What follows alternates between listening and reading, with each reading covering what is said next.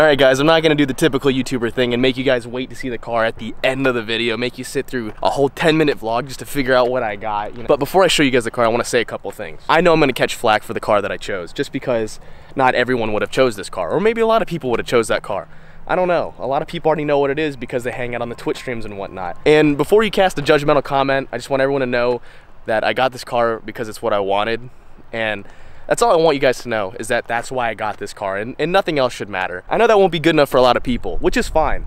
And I've even seen some comments saying that if I got this car, people would unfollow me. And you know what, man? That's probably a good thing, because if your connection to me was so small that the type of vehicle that I chose was gonna eliminate your viewership from my channel, then there's a good chance I would have pissed you off in the future anyway. I've always wanted one of these cars. I've even talked about one of these like really early on in the channel, and I never really thought I'd get a chance to own one. So from the deepest part of my heart, I want to say thank you to all my supporters. This shit wouldn't have happened without you guys, and I hope that this continues to grow our relationship between me and you guys. Everyone on the Twitch stream, I want to say thank you guys as well for stopping by, and and you guys already knew that I was going to buy this car. So I want to say hello to my 2017 Chevy Spark. I'm just kidding about a GTR. I got no head, I got no sympathy, I got no legs, I got no enemies, I got the opposite of endless energy, fueled by envy, war by fear, war my friends of a whole mind mirror, whole life is in a coal mine here, but I end up running down tunnels all night, better own my sins in the cold right here, heat it up, we did not eat it up, apple eat it up, back to the eating up, like.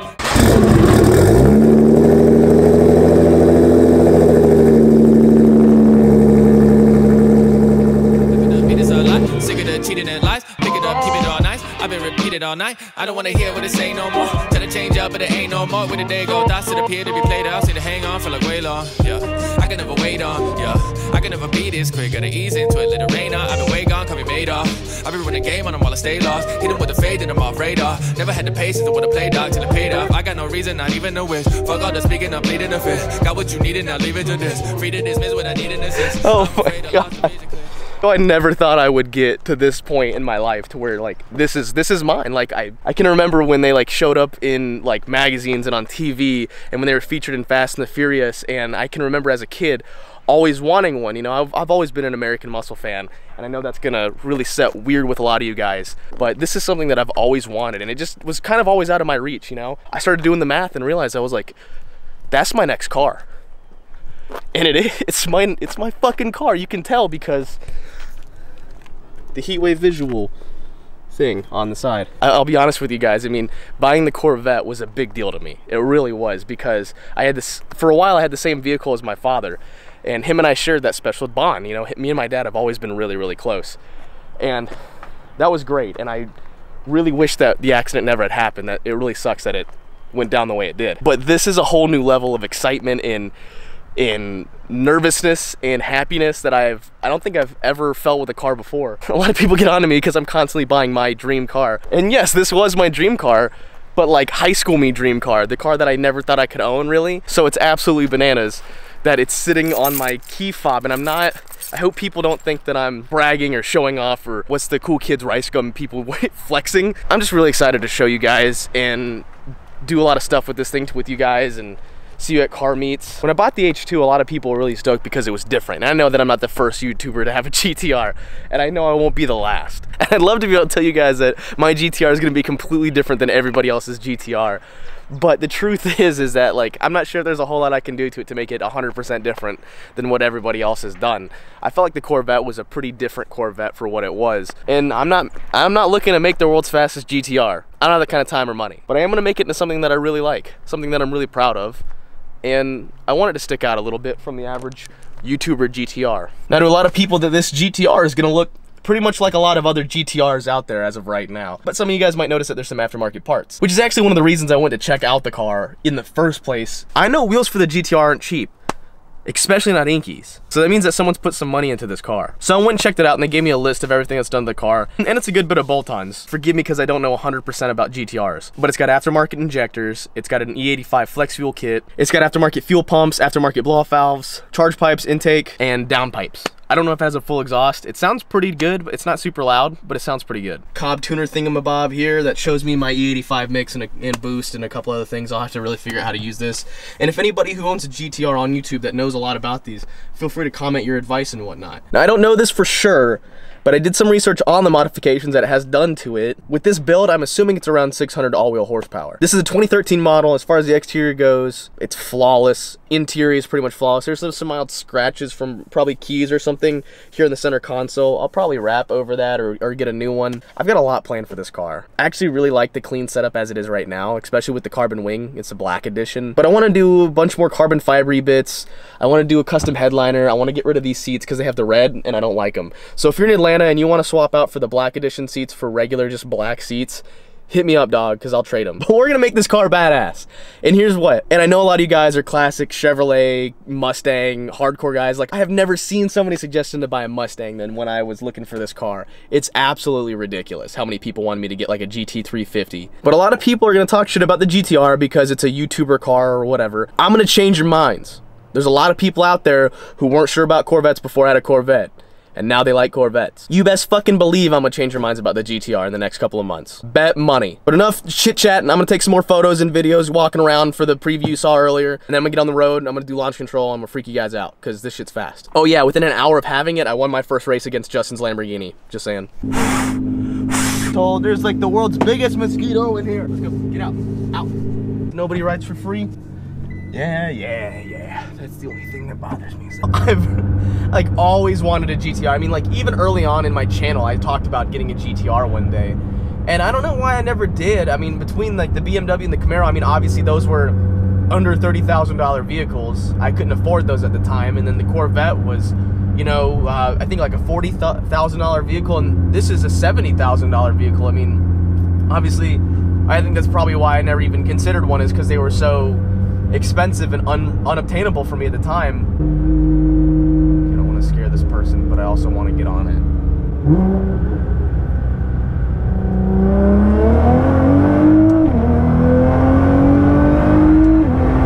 Oh my God. Oh Lord, save me. That wasn't even in sport. Let's do that. Like, I really just don't want to have to defend myself for one decision, you know? It's like, on the internet, man, I have every different type of person you could imagine following me, whether they be gun people, car people, motorcycle people. I mean, it's such a wide variety. Everyone's got their own opinions and tastes and whatnot. And when I was looking for new cars for 2 months, I must have had a million suggestions on what I should get. And I knew what I wanted. It was between this and an R8, and I just wasn't quite there financially for an R8. That's a big jump between a Corvette and an R8. You're talking about like a $40,000 car versus like a $140,000 car, a $180,000 car. And I just wasn't, I could have afforded it, but it just doesn't seem like a smart idea. But it was between the R8 and the GTR. And what really sold it for me is the community, I think, is kind of what ended up making me want to pull the trigger. I know the sun's in your eye. I shopped around a good bit and talked to people about GTRs. There's an unlimited people who are welcoming and exciting to be in the community of GTRs, and everyone's super cool. You know, it's not like the Corvette or even the muscle car world at all. You know, a lot of people are dicks, and I'm just so tired of people being dicks. Just so tired of like me being involved with communities that are, oh no, they've given me a straightaway here. I probably shouldn't launch control in the middle of a busy intersection. I'll go forward a little bit out of the intersection and then romp on it. Right then. Okay, goodbye.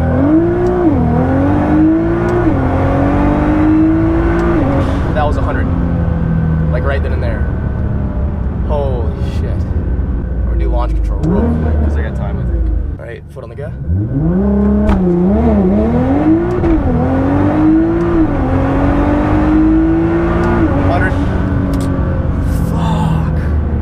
Oh my God!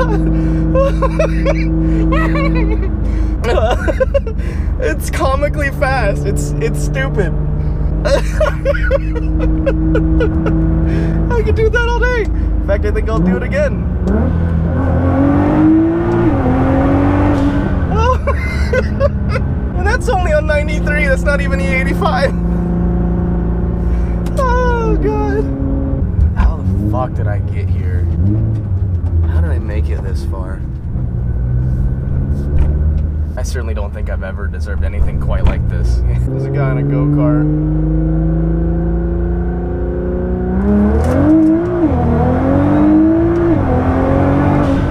I think I scared the shit out of him.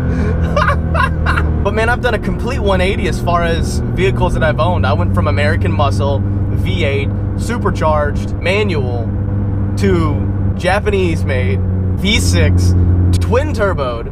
Drop it down into 4th gear at 50 miles an hour, just let the boost build, and then it just pulls. It's incredible. Hear those blow-up valves? I think once I have this car for a little bit, I'll do like a full in-depth my full in-depth review about it. Like, I never really got to do with the Corvette. I mean, I did the 5 things I hate about my Corvette, and then I was supposed to do the 5 things I love about my Corvette, and I never did it. Warp speed. It's just stupid. It's so stupid. Oh, is that a Porsche? I won't lie, I like this car a lot more than I thought I was going to. Just because I was stepping really hardcore outside of my comfort zone. My comfort zone being manual V8s, and it was really, it's like I knew that I wanted the car, right? I just wasn't sure how happy I was gonna be with said car. And after owning it for a day, I'm significantly happier than I thought that I was gonna be with it. And I think that's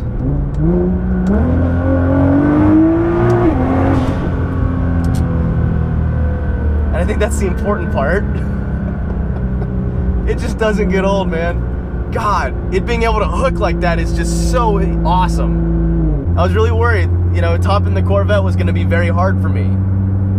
And I think even at this baseline, I've already topped the Corvette as far as, it doesn't demand as much like respect and authority as like the Corvette did. You know, when you were sitting at a red light and that cam was thumping, people looked hardcore. It was hard not to look because it's so loud and obnoxious, you know, and you're like, damn, the GTR is a little bit more subtle. I need to calm down, finish my thoughts, finish this video, and you guys can go about your day, because I'm going to be doing nothing but posting photos on Instagram for the next week. DIWD_official. I think the big question is, for most people anyway, is it faster than the Corvette? I mean, like, yeah, it's faster, but not like faster.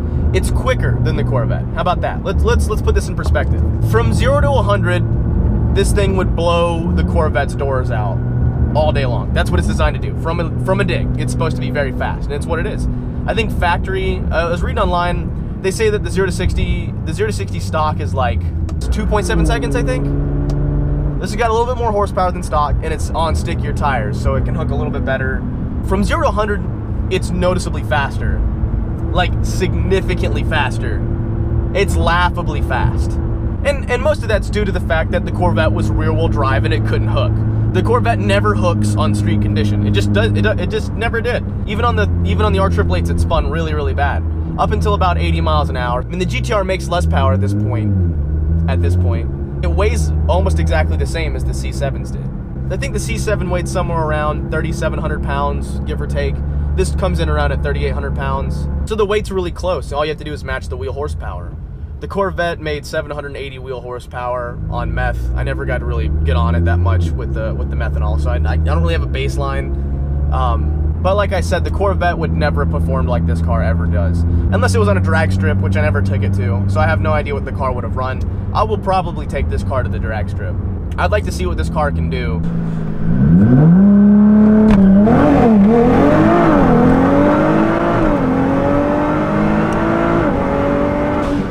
I haven't felt like this in a long time, and this is, I can't even talk about it right now. I'm so happy.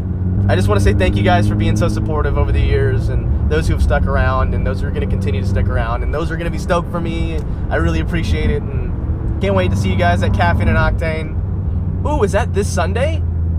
Shit, it is this Sunday. Am I going? I might be going. I guess I'm going. One more pull.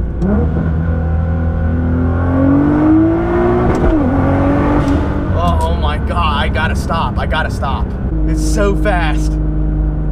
It's so fast. Guys, we're gonna be starting a new build series on the GTR. I've got about 3 build series going right now. The Corvette's never gonna get done, unfortunately. Make sure you follow along with the GTR, man. We got a lot of shit we gotta do. Oh, man.